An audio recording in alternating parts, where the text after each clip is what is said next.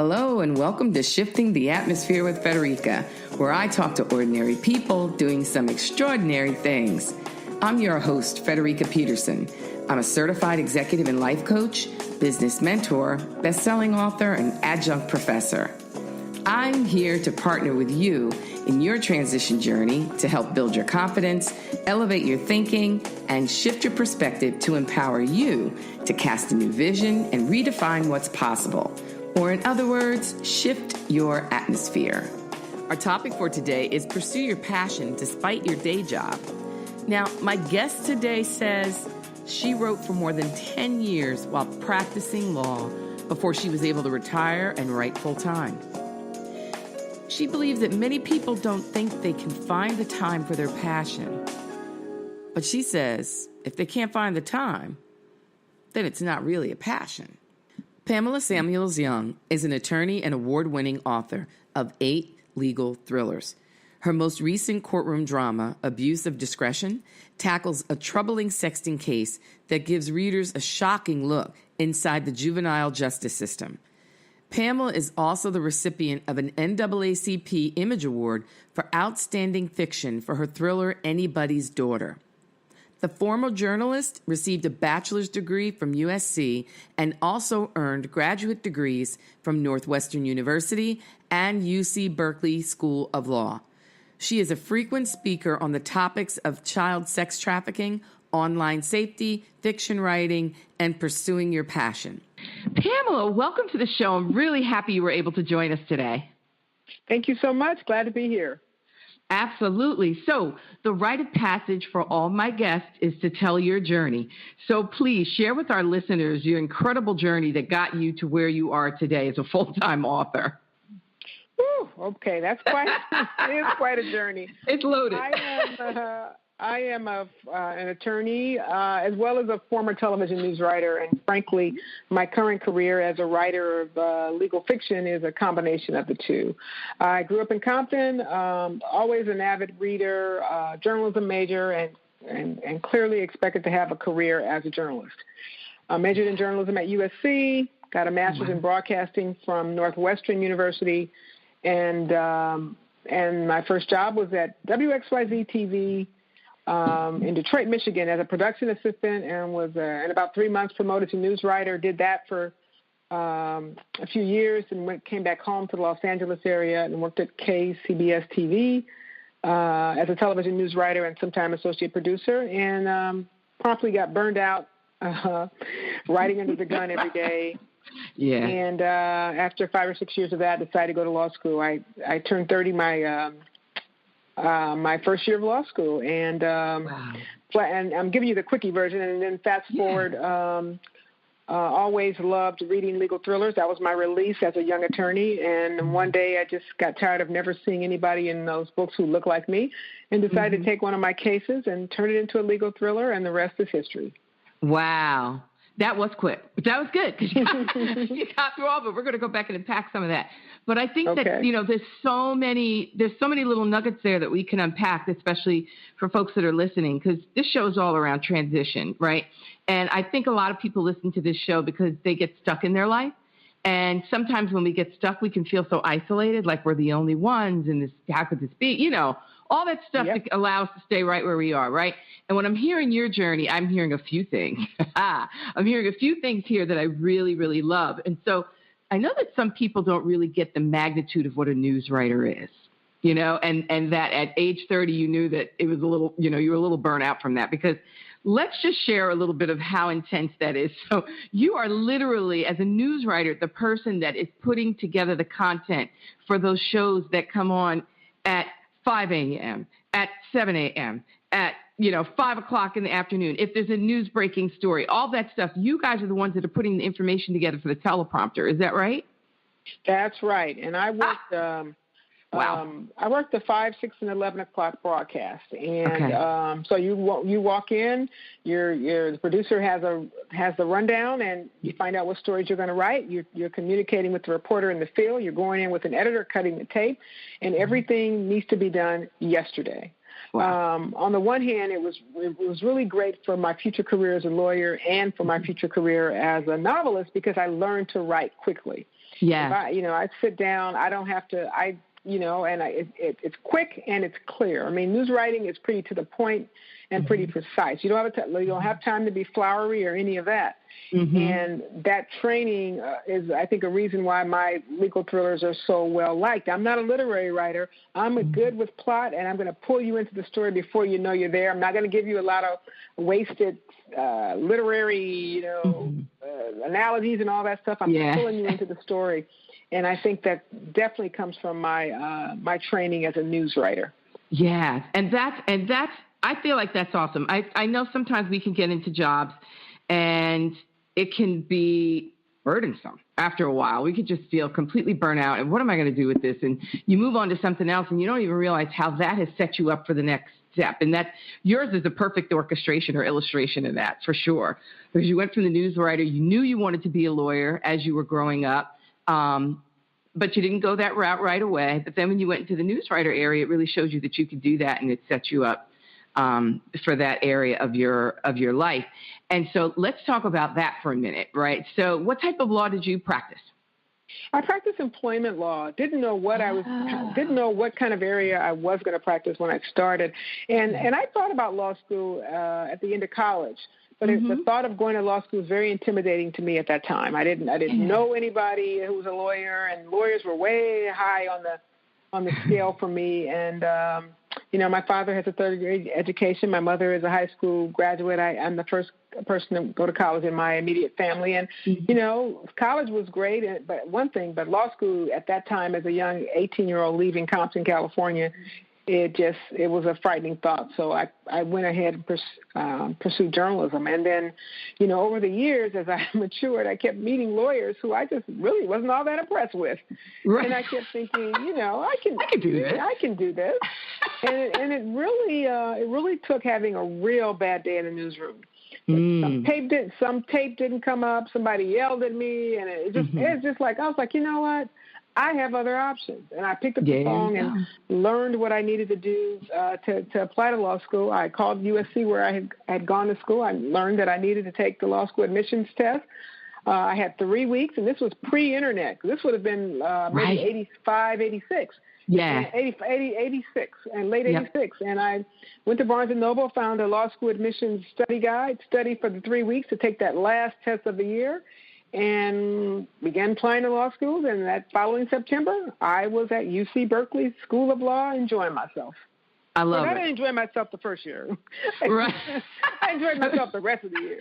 It was a bit of a transition. I understand. It was work and intimidating and not knowing, law school, wow. But, I tell people, if you can pass first year law school, you can pass law school. Right. Okay. All right. That's good stuff. And here's another thing I love what you just said about, I have other options.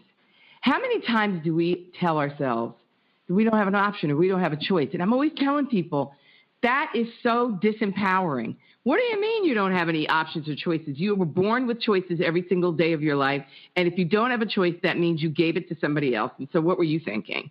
And so I love when you said you had other options. Is there something that your parents instilled in you as you were growing up? Is there someone, or how is it that you got to that place of empowerment? And I call that a young age, because I think we're still floundering at 30 years old. I see that to this day, that people feel like they don't have choices and they don't have options. How did you know that you had other choices at that point in your life, that you had that level of confidence? Yeah. I don't think I thought about it as clearly. One thing that I know my best quality. And my best quality is the ability to get back up after a fall. So I'm not super scared of making mistakes. Yep. So when I decided, because a lot of people said, "Oh my God, you got this great job in the number 2 market in the country as a television news writer, and you're going to leave that job." And I said, it's not like I'm going to closet and paint. I'm going to law school. Right. And there were people who kept telling me, "Oh my God, you're so brave. You're this and that." And I'll never forget going back to that newsroom like 5 years later, and a guy who by this time he's probably in his early 50s saying, "God, I wish I had the guts to have done what you've done, to leave here." He was still sitting there, still miserable. I'm the kind of person, I cannot be miserable forever. I have I have those moments, and something bad happens. You have a breakup. You don't get the job you want. I'll whine and cry about it. Then I'll get back up and keep going. I am not somebody who can stay down in the. I just cannot stay down in the dumps forever. That's awesome. There's always a brighter side. There's always you think about what you have and think about there's always somebody worse off than you are. Yes. I have a roof over my head. I have an education. I have I didn't get this, that, or the other. But there's always tomorrow. I mean, you've gone through when you've gone through difficulties. Yeah. It reminds you that you'll get through it. You'll get through it. I mean, one of my favorite sayings came from Dr. Jen Berman, and it goes as follows: you have to push past the pain to get to the other side. Yeah. And a lot of times when we're in pain, we don't recognize, or we're unhappy, we don't recognize that there's another side. We think we're stuck there forever. And I just remind myself, if I'm down about something, I'm not going to feel this way forever. I can change this. My attitude can change this. Yep, it's absolutely seasonal, and it absolutely happens, and it happens to all of us, and it's going to happen. We might as well expect it, because life is not going to be perfect. But what gets you up? What is the thing that actually gets you up? Is it just the fact that, look, I just am not wired to stay down here? Do you have an inspiration? Is there a belief higher than yourself that you believe in that allows you to get up when things knock you down? Because some people, it's not as easy for them, No, it may take a few years, really or they may never get up. Yeah, exactly. So, I have a strong faith, and when all else fails, my prayer life. I have a spiritual journal. I write a positive affirmation every day, and I write down something I'm thankful for. And you talk about people who can't get up. I had a friend who, in the beauty shop, she'd be making everybody laugh. I mean, we kept encouraging her. You should go do stand up, do an open mic night, whatever. I mean, she was just so good at it, and finally. She did, and we, a lot of us went to support her, and she was, oh my God, she was tearing the crowd up. I mean, It was like show after show after show. She was killing it, but one night she had a bad show. Nobody laughed. It was not good. She never got back on stage again. That was over 15 years ago. Wow. And just crazy. About every comedian I know, and not that I know them personally, but the stories that I hear, because I really like hearing people's backstory. But most of the successful comedians I know, they have hit that roadblock. Absolutely. And that was the thing that catapulted them. Wow. You have to be able to get back up. I mean, my first novel was rejected multiple times. And then once I had a book deal, I had a 2-book deal, and my third book, Murder on a Download, was rejected by 9 publishing houses, which led me to self-publish. What if I had decided, nobody wants it, 9 publishing houses say no? What if I put it on the shelf and never wrote again? You have to be able to get back up. There's no more important quality. Yes. There's no better person to believe in yourself than yourself. Absolutely. Right? If you don't believe in yourself, who else can believe in you? Because the thing of it is your belief in yourself is what inspires others to believe in you. So you can't put that on somebody else to encourage you to do something that you know in your heart you need to do. You need to have enough within you to say, I'm going to honor it and do it. Because when you start taking those steps toward what you're supposed to be doing, the help comes, the resources come. I can tell countless stories of that, even in my own life. It is because Satan would love to keep you down. That's why he trips us up sometimes.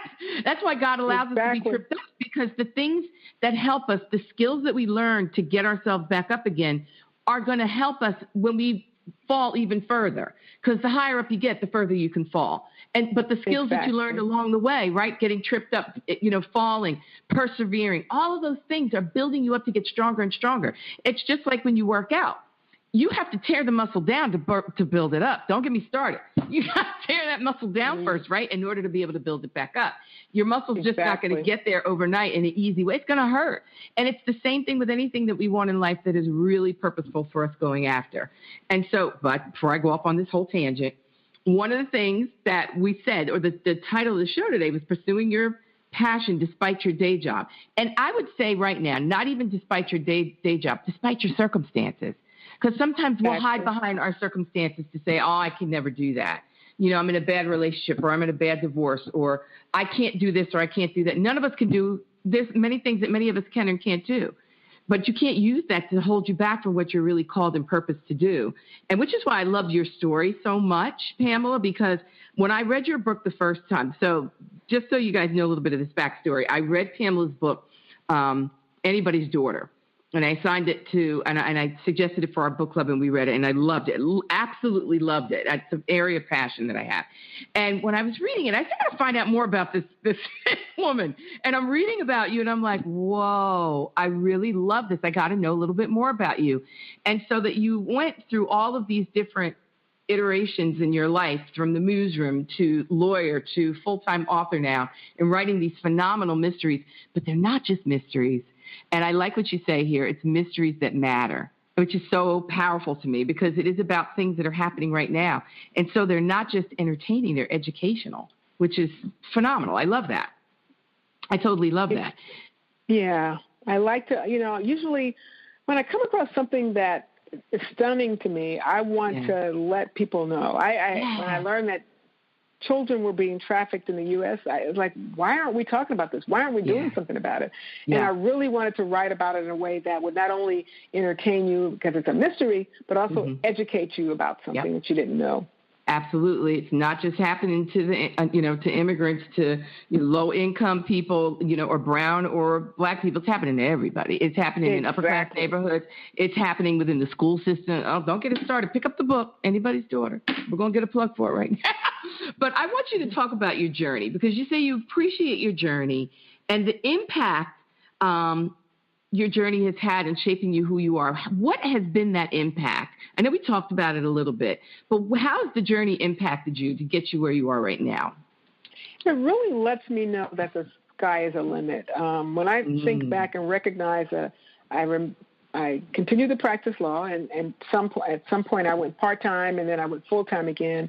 But I wrote 8 books while I still practice law. There are people who are writing full-time who don't have 8 books to their credit. You're not joking. And I tell myself that, if you want it, go get it. My favorite quote is, dreams don't work unless you do. Yes. And I'm not somebody who whines or dreams about stuff. You have to go get it. My father is the hardest working man I know, and I credit him for my work ethic. I don't mind working hard because I know there's a payoff. I'm often disturbed at people who want something to happen overnight or expect that good things are going to happen, but they're not willing to work for it. It takes hard work. I went without sleep. I didn't socialize. I could have been holed up all weekend, and I was in Starbucks till 11 o'clock at night, 3 or 4 days a week, writing, and because that's what I wanted. That was my goal. That was my dream. But there are people who want to snap their fingers and think it's going to happen, but it doesn't happen that way. Maybe for some, but it certainly didn't happen that way for me. Listen, I don't even know who coined this phrase, but I have heard it, and I agree wholeheartedly.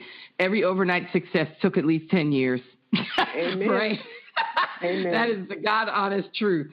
So what inspired you to be an author? I know you loved mysteries and loved reading, and you wanted to see more people that looked like you that were writing that type of work. Was there anything else that inspired you to be an author? No, really. I never thought. Even though I was a journalism major and writing very happy and a natural writing, never thought about writing a novel. And it wasn't until the thrill of reading these legal thrillers after law school and deciding that, there's not enough diversity here. That truly was what made me pick up a pen and see if I could craft my own novel, because I wanted to see people in those books who look like me. I wanted to tell my story. I wanted to tell a story from my perspective. And that's truly what led me to becoming a novelist. Wow. Well, I'm glad you did it because I got a lot of books to read. I got through the first 2 in like 4 days. I'm ready to read the rest of them as soon as I can get a minute to breathe. Okay. But they have been phenomenal. But we're going to take a quick break, and I know I keep talking about these books, and you guys can check them out. So, Pamela, tell them how listeners can connect with you, how they can get in touch with you, get their hands on these phenomenal books that you have. You can get in touch with me via my website at PamelaSamuels-Young.com. You can email me through my website. You can even check out excerpts of the book on my website. And, of course, they're on Amazon, Audible, Barnes & Noble, and in ebook, print, and audiobook format. Awesome. You definitely want to check them out, you guys. Okay, hold tight. We'll be right back. Hi, everyone. This is Federica, and I'm excited to tell you about a new event that I have coming up. It's Shifting the Atmosphere Live, the journey from broken to whole. Now, this is going to be a taping of my show with a live studio audience. Now, my guests and I will be discussing the journey to whole coming from broken places. And we all know that the decisions that we make can turn our lives into a nightmare. And if it's not us, maybe it's someone we love. And when you're in the midst of it, you can't see a way out. But I assure you, there is hope. My guests and I will facilitate a discussion that will empower you, that will shift your perspective, and equip you to shift your atmosphere. Now, I certainly hope that if you're in the New York or New Jersey area, that you can come out and join us on December 8th, 2017 at 7:30 p.m. To find out more information, visit my website at www.fredericapeterson.com. And we're back. You're listening to Shifting the Atmosphere with Federica, and I'm here today with my guest, Pamela Samuels-Young. And she's the author of many, many books, Mysteries That Matter, we coined them. They're great mysteries that she's got, and they're based on legal, the legal system, and definitely about some things that are pertinent and going on in society today.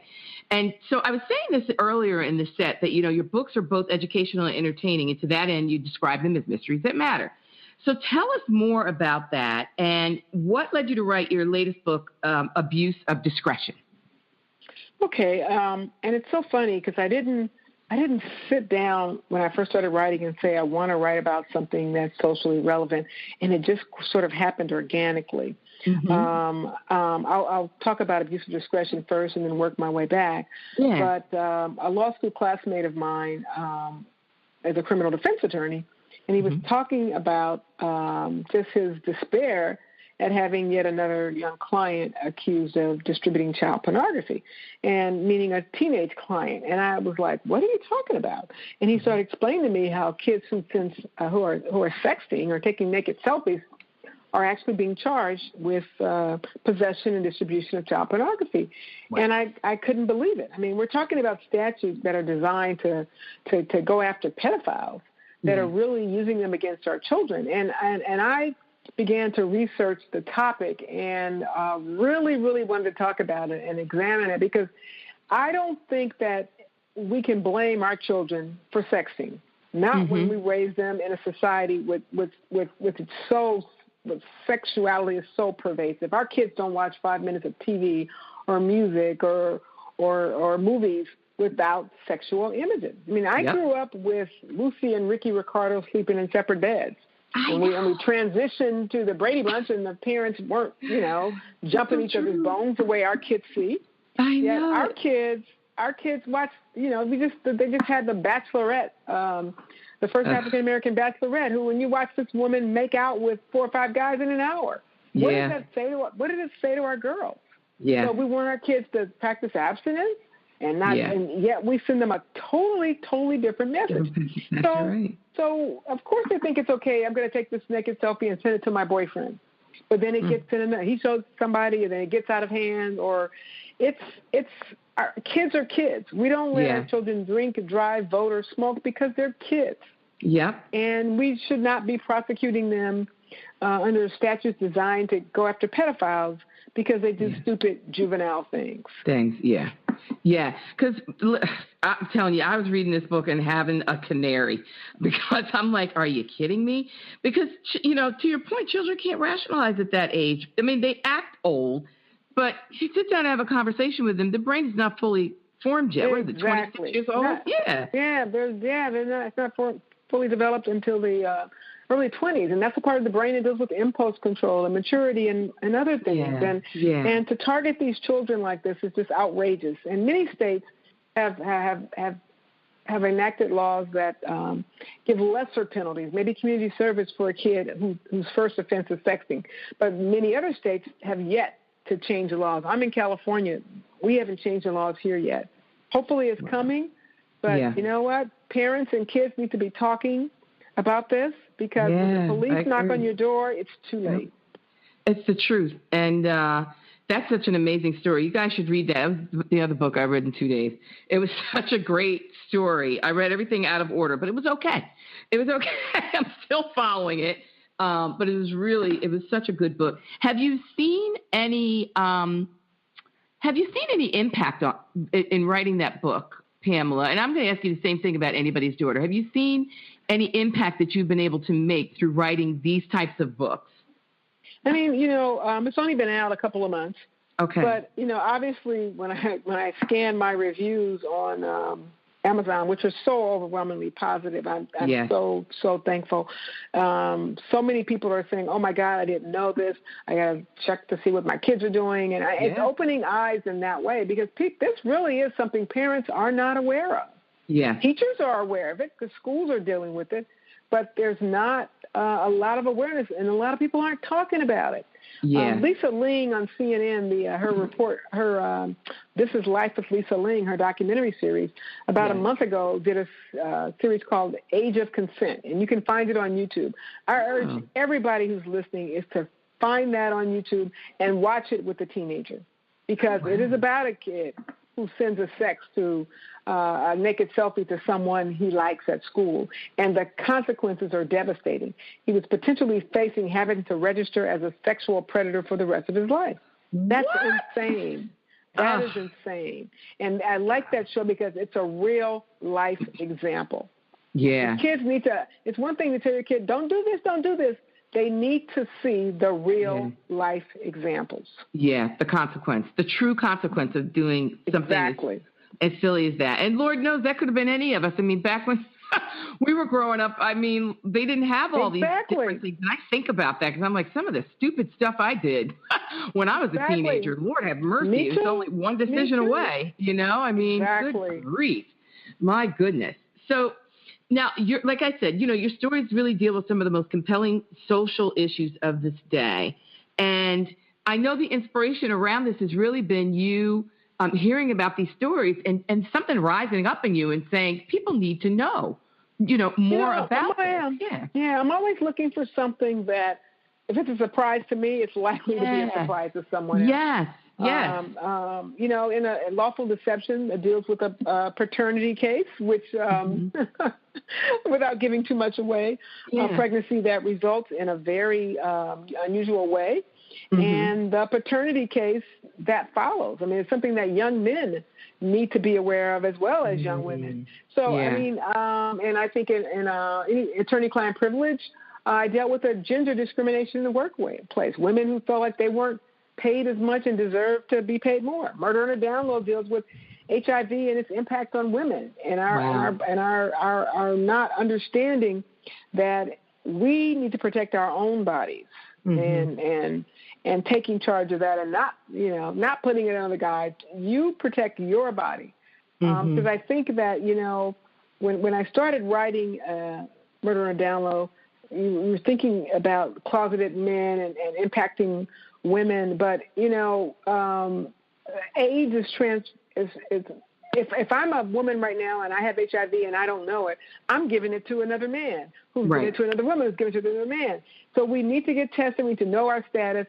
And I hate that there's not as much talk about HIV. As a matter of fact, it's becoming more rampant in older Americans. I know. Many of our seniors are now in these living facilities where they're mostly seniors and they're still active sexually, and the AIDS virus is attacking.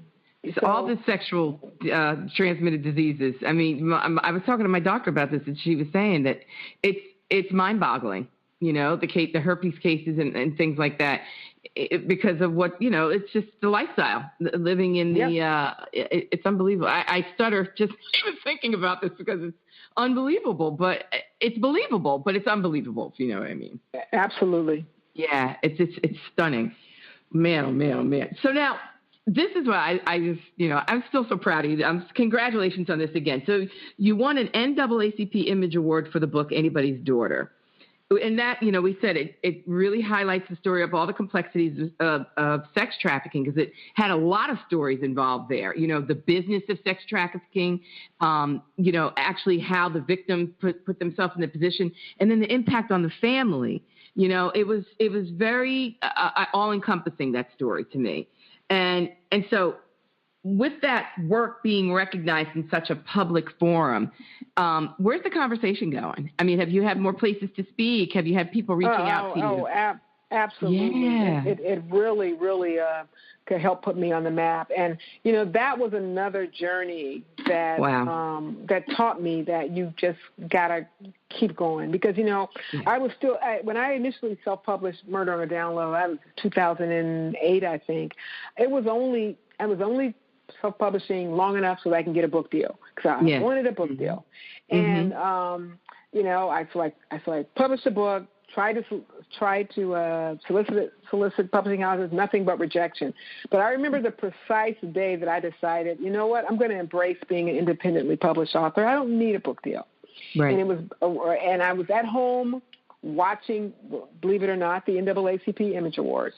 And Tyler Perry stepped up to the stage to receive the Chairman's Award, honoring his body of work.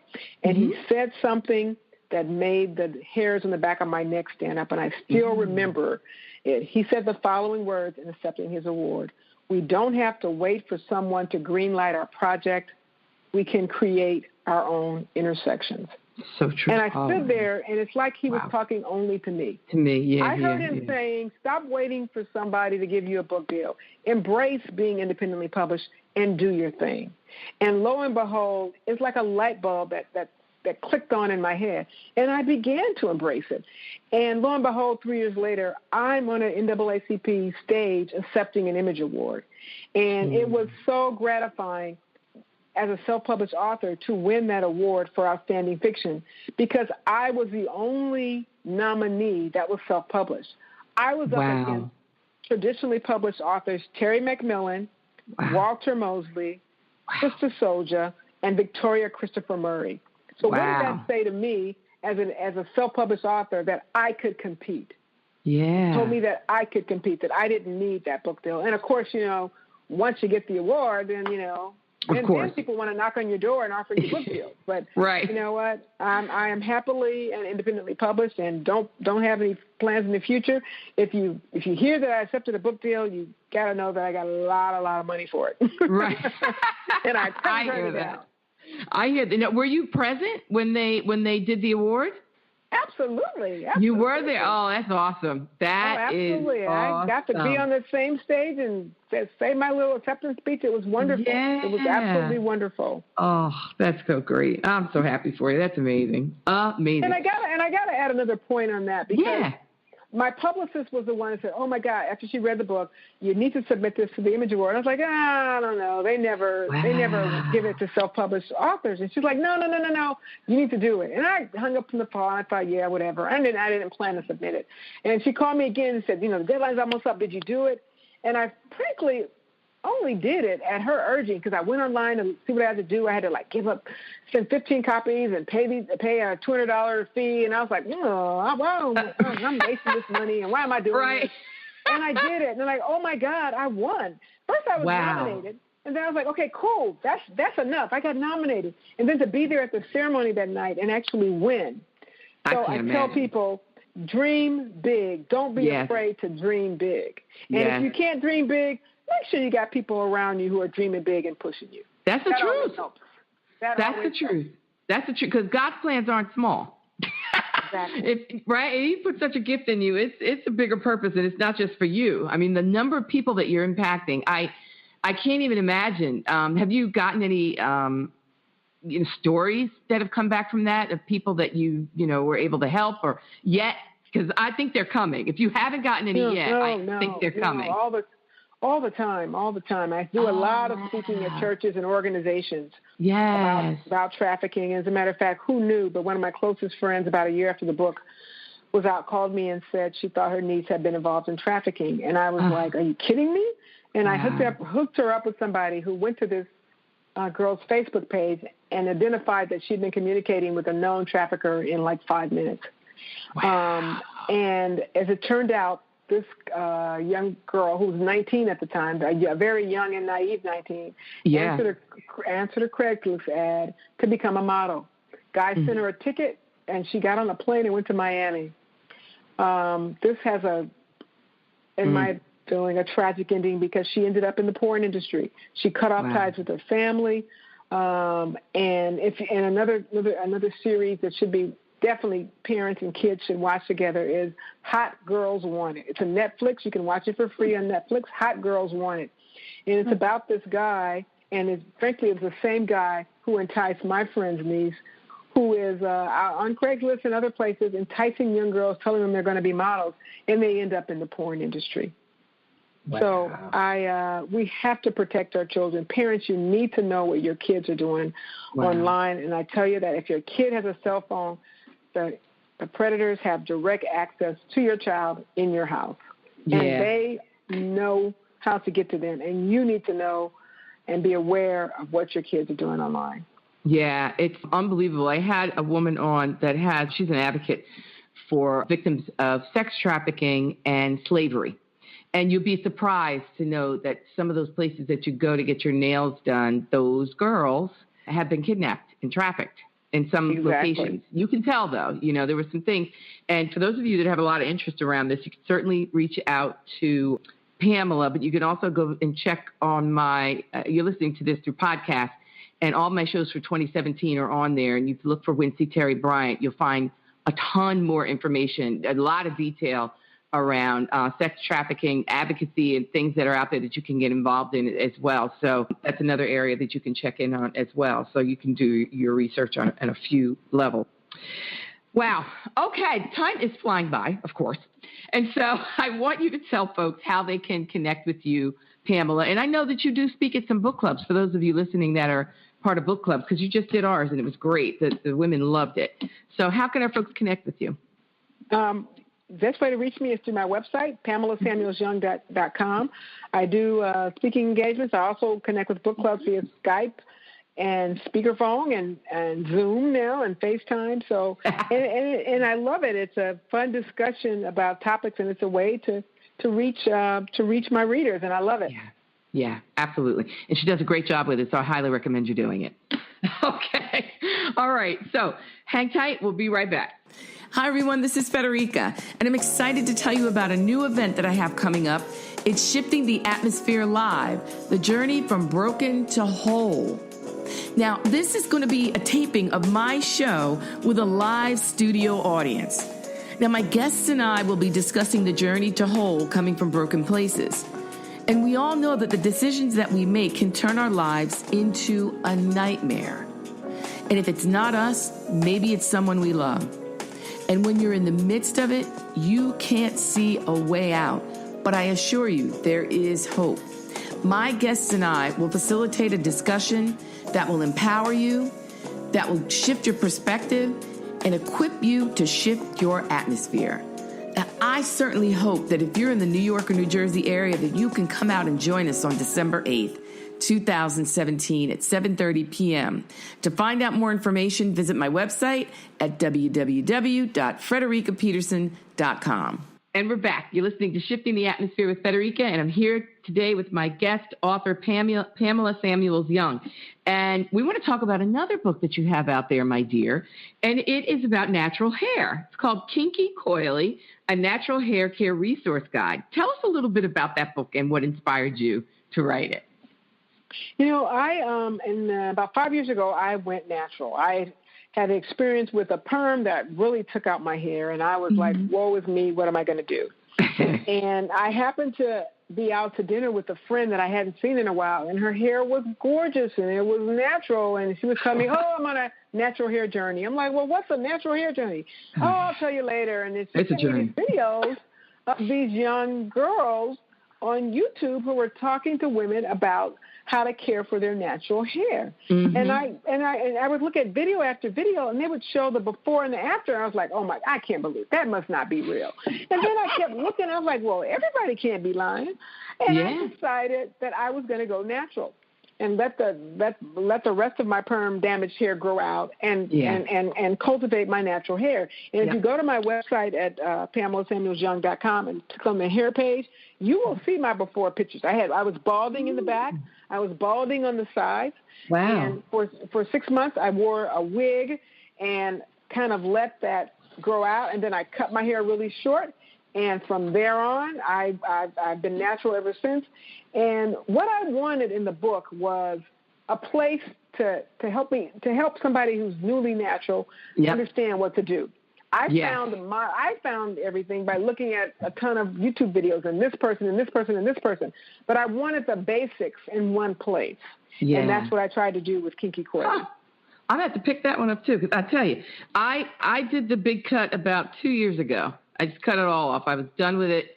And man, oh, man, I got to tell you, the first year was some journey because the perm is growing out and your hair, it's so funny. Even though you've cut it off, your hair it's conditioned to come in a certain way. And so I didn't really get my natural pattern back for a year. It's like a year, even though I had cut it all off. And sometimes products would work, and I would use the same product, and I would look like foo-foo. It was like, now it's not working, but now I don't know what to use. And I have a lot of different, which most Black women do. I had a lot of different textures going on in my hair. Some of it is wavy, some of it is a little kinky, some of it is straight, and it is impossible to find, the right product. You just have to keep playing around with it. So I definitely want to check your book out.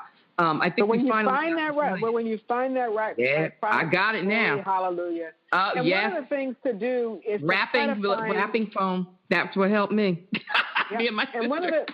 And one of the things to do is to find somebody on YouTube, a blogger who has your hair texture, and watch what they do. Because a lot of times when I began, I would try every product everybody talked about, but my hair texture wasn't like that, and so it didn't do me any good. But you're saying wrapping foam? I might have to try that. Okay. Yes, that was the thing, and it was my hairdresser, because when I would come out of the hairdresser, my hair would look great. And so I said to her, Lord have mercy, what is it? How do I do this? Because my hair is really thin. But it's very fine. And so a lot of these natural hair care products are way too heavy for my hair. Mm-hmm. And it just looks, it doesn't make it curl. It just makes it go limp and look crazy. And she said, you don't need that much on your hair. I just put a little, so Jane Carter works well on my hair. Put a little Jane Carter Incredible Curls. And then I put Nairobi foam wrapping. It's for wrap sets is what it's for. But I put that on my hair straight while it's wet. And then in the summertime, I let it dry natural. You can always let yours dry natural because it doesn't get 20 degrees like it does here.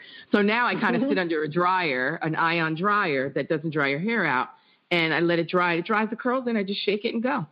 And my sister isn't it wonderful? Isn't it wonderful that discovered this? Man, if I had discovered this 20 years ago, I would have been a mess. I'm telling you, I don't think the products were that developed. I don't think the products were that developed yet. And I wasn't that confident because I worked in corporate America, and I just wasn't comfortable with it at that point because I came up in the 80s in corporate, and so I had a little bit different mentality about what was acceptable and what wasn't. But I've since been delivered. But at the time, amen on that. It was what it was. I was operating based on a place of fear and other people's value systems, and that's a whole nother show. But absolutely, I'm free now. We're free now. So, what would you say, Pamela, to somebody out there that's listening? They may be struggling in their own journey right now because they're dealing with setbacks. They think that it's over because they're too old and they missed it already, or maybe there's just been some divine delays, or maybe there's just some things they're not letting go of yet. Whatever it is, it's the fear of the unknown, right? Please, the fear of the unknown. What would you say to them? I mean, because you faced it all. I think it's never too late. I wrote my first book was released a month before my 48th birthday. Wow. My 48th birthday. I'll be 60 in a couple of months, and you look great. I am happier than ever. I still have a lot I want to do. And don't think that there are times when I'm down in the dumps or I think I can't do it. But you got to have people around you who boost you up. I have amazing friends who keep me going and who are just doing amazing things. Yeah. And I think that it's okay to have doubts. It's okay to be down in the dumps every once in a while, but just don't stay there. And you got to know what brings you out. You know, writing my prayer journal, and I have a lot of great inspirational books that I read that just keep me going. And one of the books that I love is written by Melody Beattie, and it's Journey to the Heart. As a matter of fact, I found out about Journey to the Heart by reading Michael Strahan's biography, and he talked about what that book meant to him, and I immediately went and got it, A Journey to the Heart by Melody Beattie, and it's really a kind of a series of daily meditations. And on the cover it says, Daily Meditations on the Path to Freeing Your Soul. And another book also by Melody Beattie, and it's Beattie, is Choices. And it just talks about the choices you make in your life. There's a series of short stories. And this is the second year that I'm reading. I read one of the meditations every day. This is my second year through it, and I'm just mad that she won't write another book. She's written so many books. She's written a lot of books about codependency, and I just really want her to write more because I love her writing style, and I love how it's so uplifting. I'm such an avid reader, and I love the written word. For me, when I'm down in the dumps, it's about reading things that uplift me. And sometimes it's all about just doing something that makes you happy. If it's a long bath, a long walk, or I love kettle corn, a good movie and some kettle corn in my furry pajamas. You sound like my sister. Learn to treat yourself well and learn to enjoy life, because there's always somebody who has it worse than you. That's why, I don't get down in the dumps too much. I mean, I have a pretty cool life, I really do. I get to get up in the morning and I make my living from writing. And I don't have to be at a job every day. And I have a house that I love and adore, and I have a car that works, and I have two parents who are both 85 and are in good health. So I mean, I have a lot to be thankful for. Yeah, that's awesome. And I think that's a great message. We can always be down about what our situation is, but you are absolutely right. Somebody has always got it worse. And what I have found, I know is true for me, is when I'm starting to feel down about my situation or in the place of despair, I reach out to somebody else that I know is doing worse and see how I can bless them, because it helps me to understand I'm purposeful and I'm valued, and that I don't know. There's something about that lifts me up when I'm able to help somebody else and not focus on my own stuff, but focus on somebody else's stuff, which is why I think the show is so cathartic for me. As much as I think it's helping people, it's very cathartic for me to know that I can connect people and I can help people. And I meet some incredible people like yourself that I'm able to expose to others that I now know about you as well, and help people to be able to live up to their potential. There's too many people that are leaving this earth that haven't even tapped into a smidgen of their potential yet. And some of that can be because you got the wrong people around you, and like all these things we're telling you are great. Important. Especially in terms of relationships, people who are trying to make marriages work that were over years ago, and it's so frustrating. It's like, this person is holding you down. You have so much to give, and you're trying to love yourself first. It's such an important principle. You have to love yourself. You can't love anybody else. You do. And let me tell you, I see people doing that aren't even married. You don't need another person to make you happy, right? Yep. But what I do know is that broken people choose broken people. And so I might be speaking to somebody that's listening to this today, and listen, we've all been there. Shoot, I've been there. Yeah. You know what I mean? But I didn't stay in it. I didn't stay in it because I wasn't going to allow that person to take away my livelihood, and nor did I want to take away theirs. If you can't even think about yourself, then think about the other person, because you're not helping each other staying in this broken place and doing these broken things to each other, because all it's doing is causing more baggage and more hurt and doing more things to weigh you down. So we have to think about that. It's not just about letting yourself free, but let the other person free too, because then the two of you can soar to places that you're meant to be and be happy in another place. And it's easier said than done, because if you're in such a place of despair, sometimes you can't see it, but if there's enough people saying it to you that would never do you any intentional harm, it's time to think about taking a look at that. And if you can't do it on your own, find somebody that can help you move through that. And I'm going to leave it there. I'm going to leave it there. Well said. All right. So I want you to tell folks, so what you got coming up, Pamela? Can we find you? I mean, listen, people were telling me they saw you on TV and you're like, no, it wasn't me. So I'm hoping you get to the bottom of that. But tell me what you got coming up. Well, I'm working on a couple of things right now. I'm working on a book called The Perfect Lawyer, which is about a young woman who struggles with bipolar disorder. Like I said, I like to write mysteries that matter, and we don't deal well with mental illness or mental disorders in the Black community or in our society. And I've had friends who have had family members who have been diagnosed as bipolar, and just wanting to sort of delve into that and explain it. And in doing this book, I realized that there were likely people in my family who were bipolar, and we didn't know. We don't understand it. I'm also working on my first romance. It's called Unlawful Desires. And I have a really sexy cover, and I'm looking forward to dabbling in that genre for the first time. And, I'm kind of winding down speaking engagements for the year because I'm trying to enjoy my December.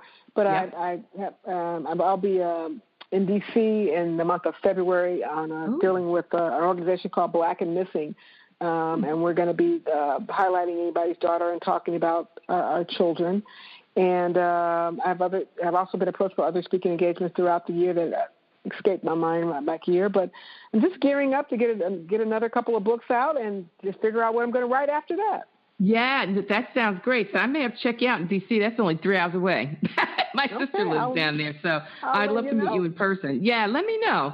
And I'd love to see you doing some YouTube stuff now that I got you on Zoom, doing some talks on YouTube maybe, Yeah, I have a YouTube channel that deals mostly with natural hair, and every now and then I'll put something up outside of that, but, just trying to keep it all, the schedule together. But for sure, I definitely want to do some short YouTube clips about sexting that's meant to educate parents. So I'm working with my publicist to get that going. That'll be great. And for those of you that probably saw Pamela that was doing her preview show with me on YouTube, and if you missed it, go to my YouTube channel and check it out. It has been wonderful, Pamela, having you on the show today. Thank you so much for making the time to be with us. I really appreciate it. Thank you for having me. I enjoyed it. That's great. Thank you so much. So before you go, one more time, I want you to tell folks how they can connect with you and definitely how they can connect with the Kinky Coily book as well. You can reach out to me at my website at PamelaSamuels-Young.com. You can read an excerpt of all of my books online, and you can find my books on Amazon, Barnes & Noble, and Audible. Awesome. And you can also walk into a bookstore and ask them to order it for you if they don't have it on the shelf. Awesome. You are a breath of light, my dear. Thank you so much for being with us. Thank you. Hey, this is Federica. Thanks so much for listening to my podcast today. I upload new shows here every week. And if you subscribe to my channel, you'll get notified when new shows have been uploaded. You can check out all my past episodes from season 2 right here on this podcast station. Now, to find out more information about me, visit my website at www.fredericapeterson.com. Here you'll have access to my latest blogs, information about upcoming guests and events, and so much more. I also encourage you to become a part of my Shifting the Atmosphere community by subscribing to news and events. Here you'll get updates directly from me when I've got something new coming down the pike. Now, I'd love to hear from you, so drop me a note and let me know how I'm doing.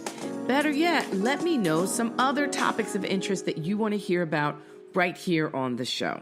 You can catch me on all social media, Facebook, Twitter, Instagram, LinkedIn, and YouTube. So until next time, keep shifting your atmosphere. Be well and be blessed.